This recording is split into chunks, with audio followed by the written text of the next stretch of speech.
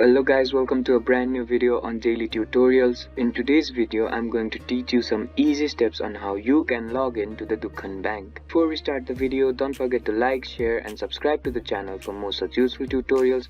Without further ado, let's move on to the video. First of all, make sure that you're connected to the internet. Once you make sure that you're connected to the internet, open up a web browser. Now on your web browser, type in www.dukhanbank.com and hit enter. After the home page of the Dukhan Bank opens up on your screen, on the top right corner of your screen in a green box you'll see the personal online banking option.